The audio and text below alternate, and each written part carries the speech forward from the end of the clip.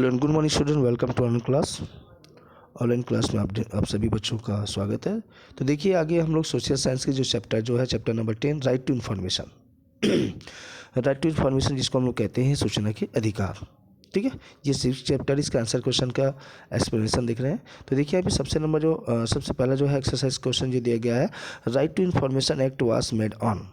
तो सूचना के अधिकार का अधिनियम खालिस्तान में बनाया गया। ठीक है, इसका जो हिंदी ट्रांसलेट हो गया, सूचना का अधिकार का अधिनियम खालिस्तान में बनाया गया। इनका आंसर जो होगा आपको 2005। Right to information act was made on 2005।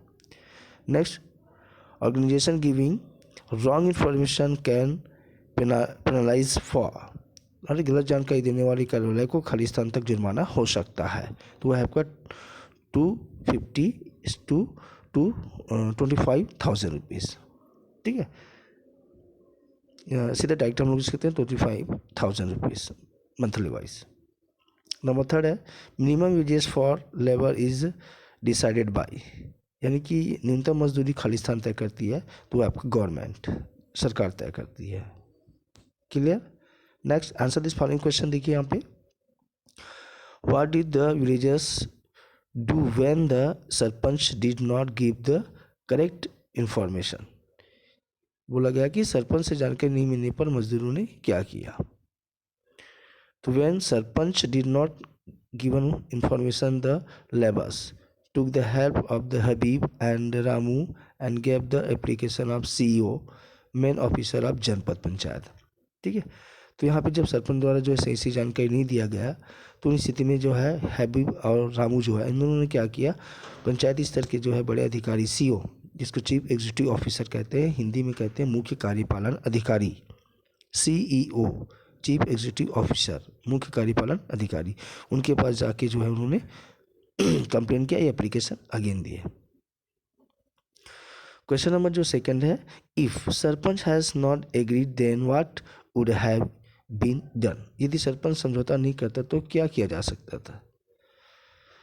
The CEO saw the complaint letter of the labor and took into the matter carefully.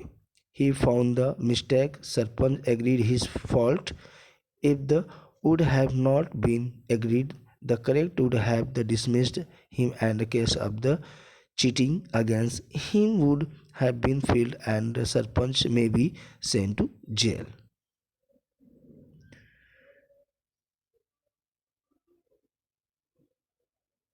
तो यहाँ पे बोला कि यदि सरपंच द्वारा जो इसकी जानकारी को जो है, या सरपंच द्वारा जो होता है इस बात से तैयार नहीं होते, तो इन स्थिति में जो होता है सरपंच को उनके पद से हटाया भी जा सकता है, या अंततः जो होता है लास्ट स्टेज ऐसा होता है कि सरपंच को सही सही जानकारी या सही तरीके से जानकारी देने की स्थिति में जो उनको जेल भी हो सकती है। नंबर थर्ड है कि who took the decision of the doing an agreement with sarpanch. Sarpanch से समझौता करने के निर्णय किसने लिया और क्यों। तो the proposal of having compromise with the sarpanch was the idea of the officers in charge. The proposal was kept before the labor sarpanch has agreed. यानी कि सरपंच से समझौता करने के निर्णय हबीब, बुधिया, सिनू और भोला ने लिया था, लेकिन सरपंच से अपनी गलती को मार रहा था और पूरे पैसे भी लौटा रहा था, इसलिए सभी को माफ करने का निर्णय लिया गया। फिर आगे देखिए यहाँ पे, has fault and the intensive was not to the cheat. He was the again and accepting his fault and was ready to pay the wages fixed by the government. यानी कि इसके बाद अपनी गलती स्वीकार करते हुए उन्होंने क्या कि दोबारा हमसे ऐसी गलती नहीं होगी, और जितनी सारी जो मजदूरों को जो पेमेंट करनी है, पेमेंट कम हुआ है, उन पेमेंट को हम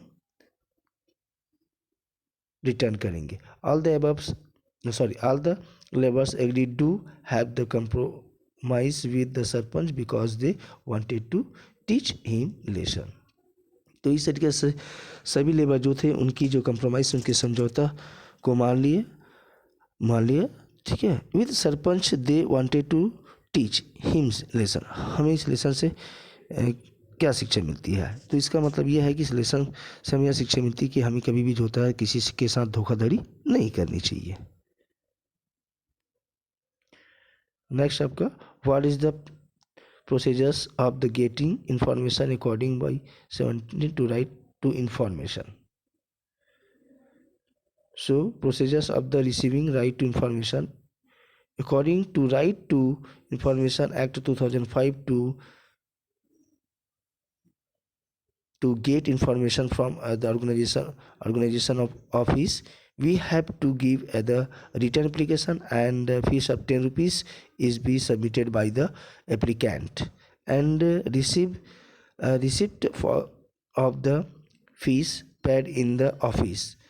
But a person who live below poverty line does not have to pay the fees. तो यहाँ पे जो ये बोला गया है कि सूचना का अधिकार के अंतर्गत जानकारी प्राप्त करने की विधि क्या है, तरीका क्या है, प्रक्रिया क्या है.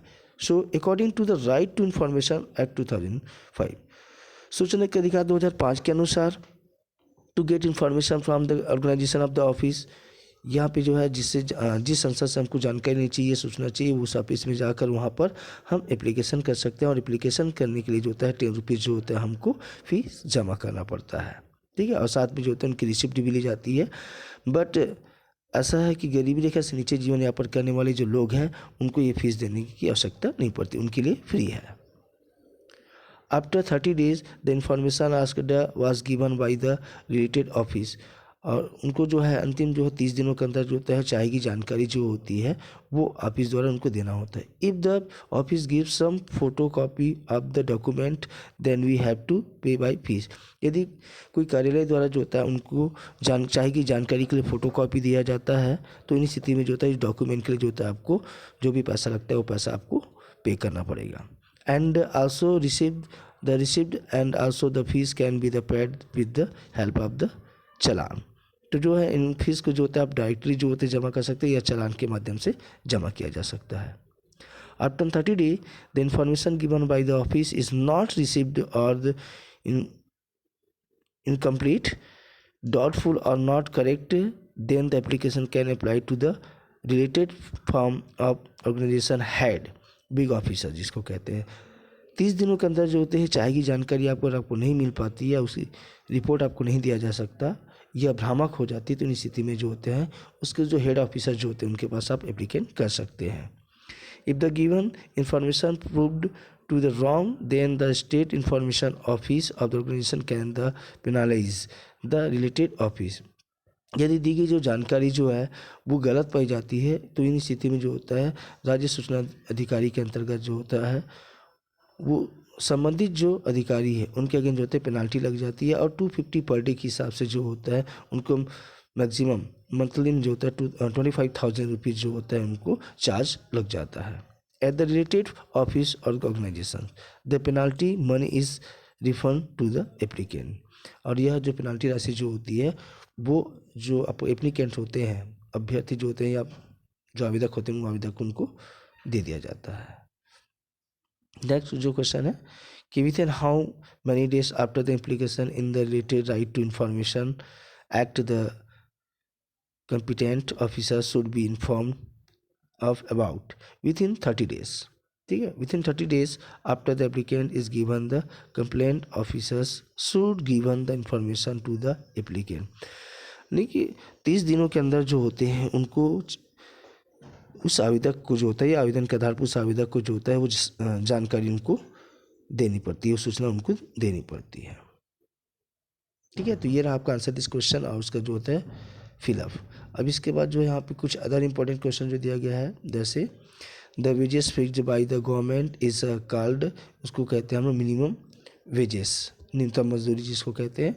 Under the blank the labours applied right to information, the prescribed fees for the applicant is 10 rupees. The main aim of right to information is to bring blank in work, यहाँ का ट्रांसपेरेंसी. नंबर 5 है Panchsheel means blank loss, जो आपका 5.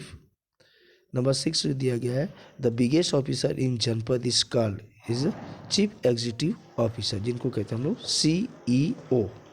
Okay. और last में दिया गया what do you mean by minimum wages और कलेक्टर रेट. ठीक है. न्यूनतम मजदूरी व कलेक्टर दर क्या है. The state government fix the minimum wages for skilled unskilled trend untrained labours. तो यहाँ पे राज्य सरकार जो होती है एक न्यूनतम मजदूरी दर तय की जाती है, चाहे वो कुशल हो अकुशल हो या प्रशिक्षित हो या अप्रशिक्षित हो, ऐसे जो लेबर के लिए। It goes through collector so it's called collector. तो इस दर पे जो होता है, कलेक्टर की दर पे जो होता है, वहाँ पे उसकी मजदूरी दी जाती है। Okay, that's all, good day.